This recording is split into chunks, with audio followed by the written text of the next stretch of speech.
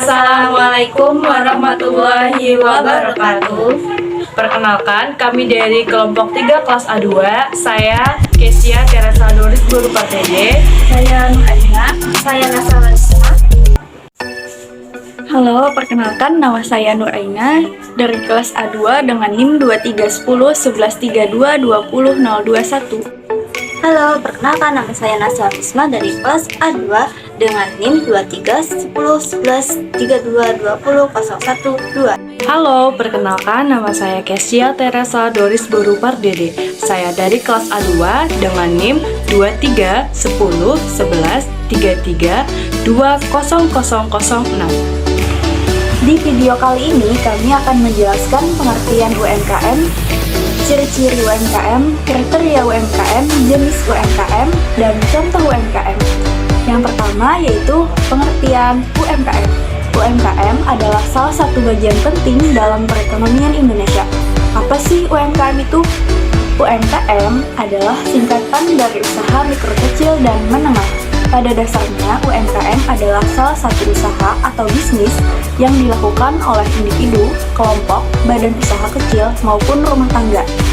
Keberadaan UMKM di Indonesia sangat diperhitungkan karena berkontribusi besar pertumbuhan ekonomi. Adapun pengertian UMKM adalah usaha produktif yang dimiliki perorangan maupun badan usaha yang telah memenuhi kriteria sebagai usaha mikro. Secara lebih jelas, pengertian UMKM diatur dalam Undang-Undang Republik Indonesia Nomor 20 Tahun 2008 tentang UMKM.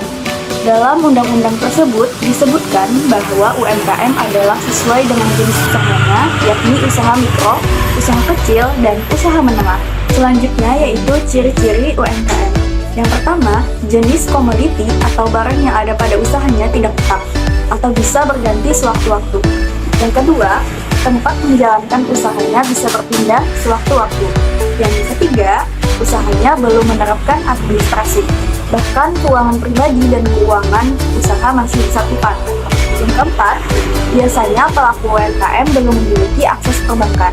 Namun, sebagian telah memiliki akses ke lembaga keuangan dan bank. Yang terakhir, pada umumnya belum punya surat izin usaha atau legalitas termasuk NPWP.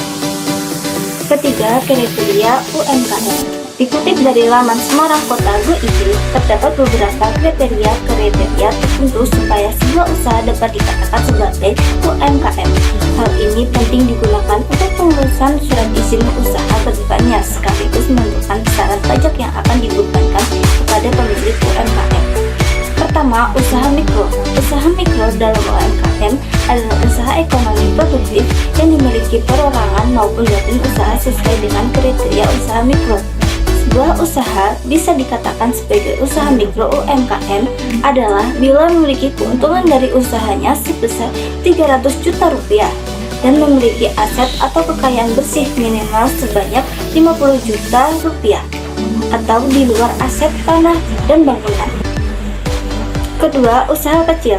Usaha kecil UMKM adalah suatu usaha ekonomi produktif yang independen atau berdiri sendiri baik yang dimiliki perorangan atau kelompok dan bukan sebagai badan usaha cabang dari perusahaan utama.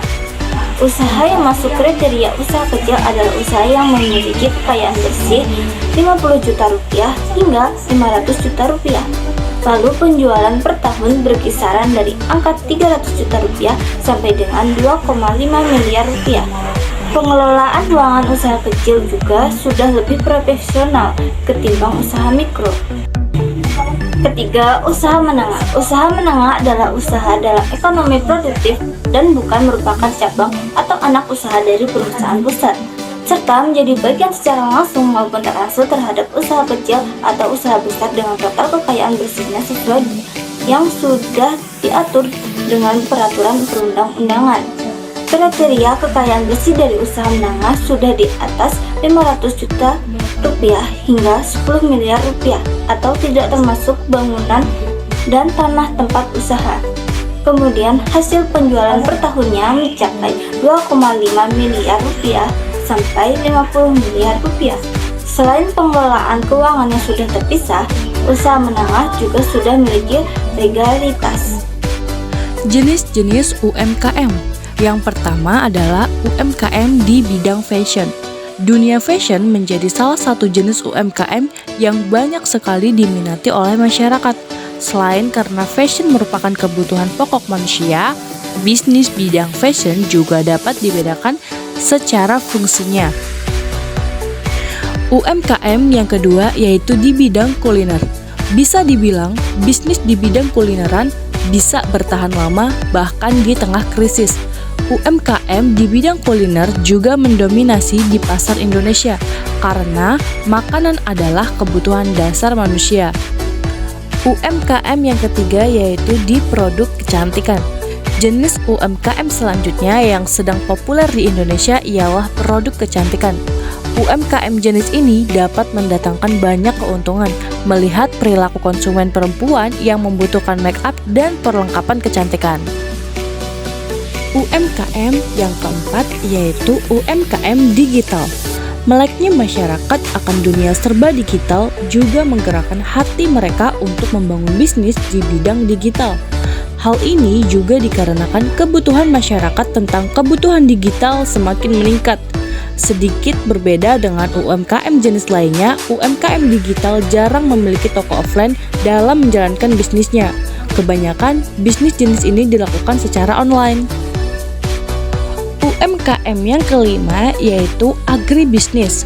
Kebutuhan terhadap makanan memberikan kesempatan untuk para pelaku agribisnis mengembangkan usaha.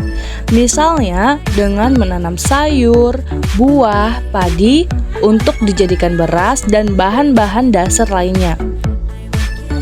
Selain itu, UMKM agribisnis juga dapat menguntungkan para petani. Mereka dapat menjual hasil panennya baik secara offline maupun online, sehingga target pasarnya lebih luas.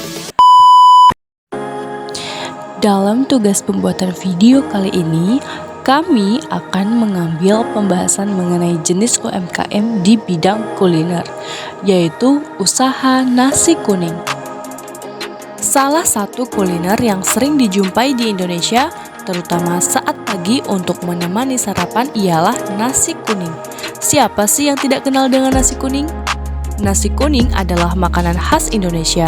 Makanan ini terbuat dari beras yang dimasak bersama dengan kunyit, serta santan dan rempah-rempah lainnya. Dengan ditambahkannya bumbu-bumbu dan santan, nasi kuning ini memiliki rasa yang lebih gurih daripada nasi putih.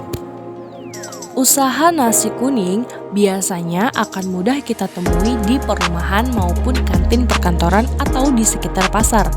Biasanya nasi kuning dijual pagi hari sebagai menu sarapan dan malam hari untuk makan malam. Peluang usaha nasi kuning ini biasanya dijalankan dengan sangat sederhana, dilakukan oleh ibu-ibu sebagai tambahan pemasukan bagi keluarga. Biasanya usaha rumahan ini dilakukan di depan rumah dengan memasang meja dan etalase sederhana. Karena rasanya yang khas, nasi kuning ini tidak ada bosannya untuk dimakan setiap hari, sehingga sangat berpeluang untuk menambah penghasilan yang bermodalkan rasa dan harga jual yang murah. Dengan modal tidak terlalu besar, maka akan cepat balik modal jika lokasi jualannya strategis. Nah, itu dia tadi pembahasan dari kelompok kami mengenai contoh UMKM, yaitu usaha dagang nasi kuning. Sekian dari kami, semoga bermanfaat. Terima kasih. Assalamualaikum warahmatullahi wabarakatuh. Dadah.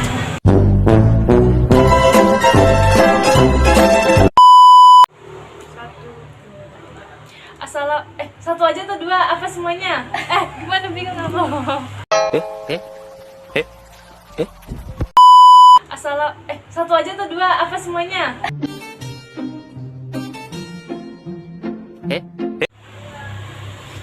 Sekian dari kami.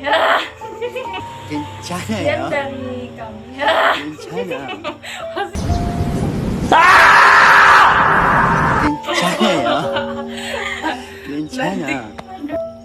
Bentar, aku di sini nggak kelihatan nggak? Enggak. Fokus ke ada mataku dulu. Nah, ya dah. Ciri-ciri UMKM. kriteria UMKM, jenis UMKM, Apa-apa?